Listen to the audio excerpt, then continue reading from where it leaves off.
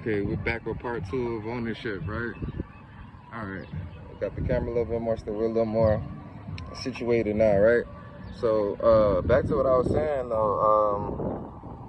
Yeah, pretty much, the things that we're trying to accomplish, it becomes more of a difficult task when you don't have ownership over everything. It's just like right now I'm speaking to you guys through whatever platform that I reach you through, but I don't have ownership over that.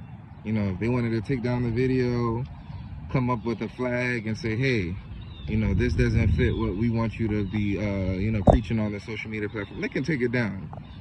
Same thing with banks, same thing with vehicles. The cost to keep up with maintenance on a vehicle, and the cost of a vehicle is damn near equivalent to a house, or what a house used to be, compared to back then. Used to be able to maintain all of these things with one job. So it's like, they made ownership, damn near unreachable. And then we talk about streams, for example, we don't own our music anymore. They made it seem like, I used to go on the beach or wherever I was, whether it was in Miami, LA, or, my younger self, and I would see people selling CDs, and I'd be like, I'm not listening to your CD. I'm not buying that CD. Just younger me, arrogant minded.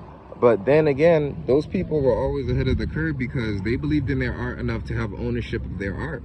Because a CD, if you sell 50 CDs, you're making all profit. And how much does it cost to go get CDs? Yeah, you're doing your thing, but the perception is, oh, let's inflate the numbers of streams so that way, you can live off the perception of how many people are tuning into you rather than the authentic feel of people actually engaging with your art or with you as a person. So that's what streaming did. Streaming took the ownership away from you and the percentage and the profits, and they just basically minimized it to their own system. So now, in order for you or anyone else to reach your art, they have to now already be subscribed to a system in order to reach you. And then you're not even getting 10% of the work that you're putting in. They just get to throw your thing on a platform and say, hey, but that's just for streaming. There's so many other things that ownership is now a problem. A house, you could pay off your house, but now you have to worry about property taxes. It's just a lot of stuff. We could go into so many things, but most importantly, before I dive into anything else, I think it's important for us to speak up. We got to start speaking up as people. I don't want to hear complaints. Me, I talk about things and I converse upon it, I express it, but even me, I just learned to zip it after a while, because it's like, what are we gonna do about it?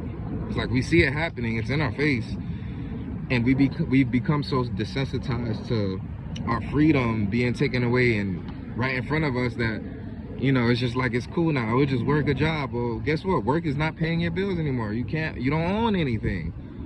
You start getting to a certain age, they start playing with your mind and your psychology. You have to have this at a certain age. That's when the indoctrination kicks in, that you have to maintain certain things at a certain timeline to be keeping up with the society that they indoctrinated you into. So now you're trying to have things to keep up with society. In reality, all you need is food, water, a place to stay, and the right tribe around you. But they made simplicity so complex that we think we need 1,000 other things just to live. And then the things that we do need to live, the only thing that they haven't. I seen Michael Beasley say something. They said, what are you grateful for? And he said, gratitude to air, because that's the only thing they haven't found a way to charge us for yet. And that shit hit me so hard. I said, damn, are we not struggling enough? Are we not going through enough? That's the questions we need to start asking ourselves. Like, what can we do to improve? We need to start communicating more with our tribe. Stop with the social media stuff. As far as, like, the things that we entertain, some of this stuff is not important. Remy Ma, Papoose, that's not important.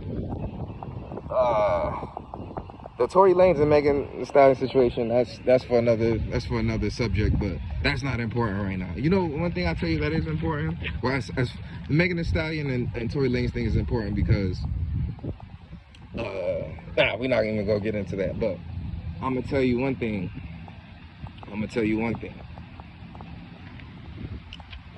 What's going on in Africa is a perfect example of ownership and the effects that ownership has and how it trickles down to the people who are trying to control us.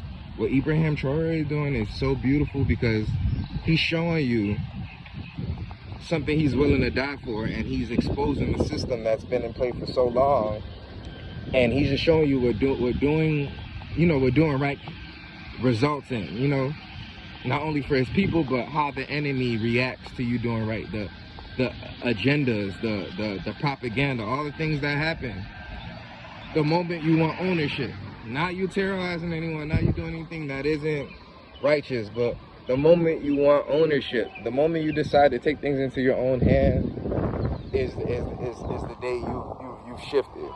And that's what we need. We need more ownership. Ownership of our feelings, our intellect, you know, our network, ownership of everything that we do, we touch, or that we interact with, or that we have anything involved. We need ownership, you know? But y'all let me know what y'all think in the comments, and, you know, share this video. If there's any other subjects you guys want me to touch upon, feel free to let me know. Kaz, Conquer Universe.